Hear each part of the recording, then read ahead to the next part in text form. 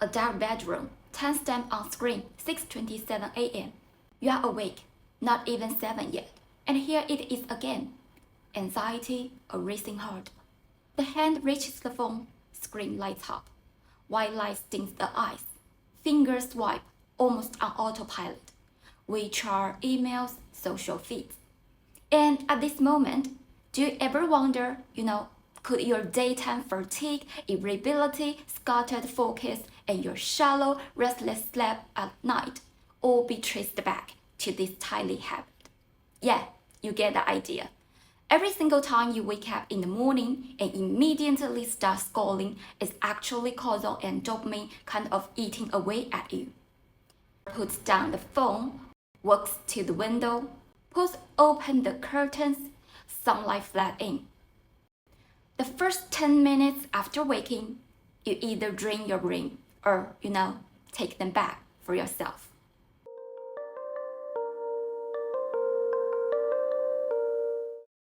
Five years ago, I started full-time entrepreneurship. I would wake up before 7 automatically every morning, head straight to the computer, checking store data, sometimes with 2 giant mugs of black coffee. I could power through a whole morning. But, soon, less than 2 hours later, my brain would crash. Years later, I realized this shift came from a slow erosion of chronic cortisol overload. No one lives in a stress-free environment. Every modern human should learn, how to recognize and respond to chronic stress early, especially those subtle anxiety-driven addictive behavior that seem like harmless at first glance. Acute stress, that's easy to spot irregularly. What really wears us down is the hidden stress, dripping away at our energy, mood, and health. And that's the thing. This isn't about don't check your phone or don't look at your dashboard. It's about awareness. If we can pause, buffer before diving into the flood of information, the damage to our brain and body can be so much less.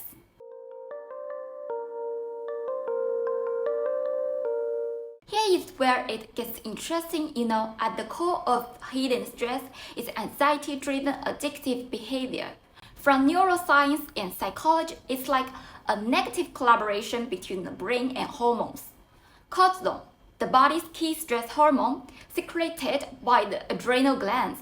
It follows a natural rhythm, highest 30 to 45 minutes after waking, slowly declining through the day, lowest at night. This is called the cortisol awakening response, CAR. It's part of the circadian rhythm, gently waking up your body and brain. But if the very first thing you do when you wake is to check message, emails, data dashboard, that flood of high stimulus information, it pushes cortisol way beyond its natural peak. Meanwhile, the brain's reward system kicks in, triggering addiction mechanism, See good news, quick hit of cheap dopamine, feels good, reinforce the behavior. See bad news, anxiety, fear of missing out, we call FOMO, more cortisol pumping. To numb the discomfort, you repeat the behavior again and again. It can show up as madness scrolling, emotional eating, revenge shopping, or whatever your own addictive habit might be. Shorter relief, but long-term, a stomach loop. That's like hard to break. In one line, brain, anxiety, behavior, a short relief, bigger anxiety, addiction, caught in the tug of war between cheap dopamine and cortisol. Your brain burns huge amounts of energy, leaving you utterly drained. From brain to body, the cost of chronic stress. Chronic stress keeps the sympathetic nervous system on overdrive, wrecks hormone balance. Your body loses its ability to stay in equilibrium. High cortisol interferes with melatonin at night. So you struggle to fall asleep or you wake up too often. Stay in this cycle long enough and you are looking at mood swings, anxiety, irritability, even depression. Physically, fatigue all day, weaker immunity, digestion issue, hormone imbalance. Some women even experience functional hypothalamic amenorrhea.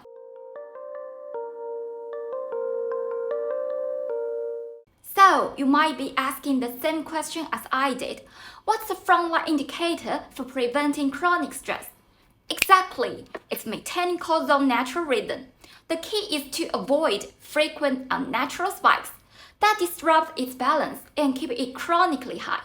And this isn't just about mornings, it's like an all-day lifestyle thing. How to check yourself through symptoms? Morning, stabilize your cortisol awakening response. Avoid high stimulus input right away. Protect that natural downward curve. Otherwise, you're pushing the peak too high or stretching it too long, which means higher stress levels all day. Subjectively, if you feel heart racing, the restless urgency, that's a sign, With a smartwatch, you can check HRV. Low HRV often means high stress. Daytime, avoid FOMO-driven repeat checks. During the day, avoid behaviors driven by fear of missing out, like repeatedly checking your phone, data, notification that only stacks stress. You get the idea. Evening, protect your low cortisol state. Normally, it should be at its lowest to support deep sleep and recovery. So, avoid long hours on devices to limit blue light. Try meditation, stretching, or deep breathing. Simple but effective.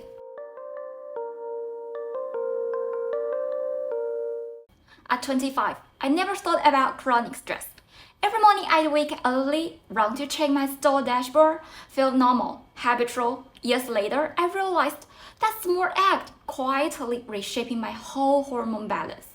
So, what about you? Behind your stress, is there also anxiety-driven addiction? Are your energy levels being drained without you even noticing? Here's a quick, simple 3-step self-check. Trigger. Is it driven by anxiety rather than real need?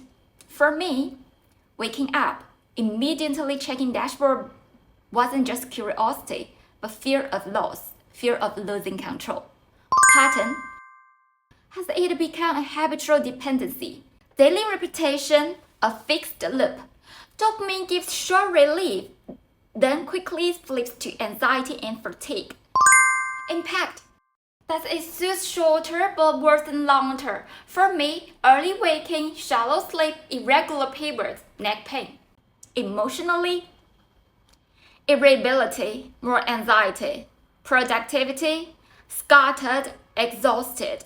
Put them together, so yeah, that's an anxiety-driven addictive loop. In our daily life, it's not always about phone addiction. It's about control, insecurity, fear. You get the idea. So pause, ask yourself, what's your hidden loop?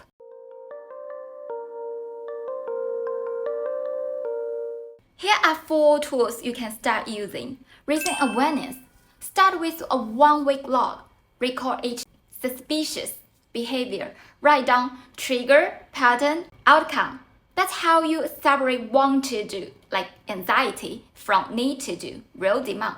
Meta-awareness is the first clog in the loop. Insert a buffer. When you catch yourself about to act, pause. Take 2 minutes of deep breathing. Slow inhale, short hold, long exhale. Simple. Calms your nervous system. Then ask, do I really want to continue? Feel free to replace with gentle alternatives.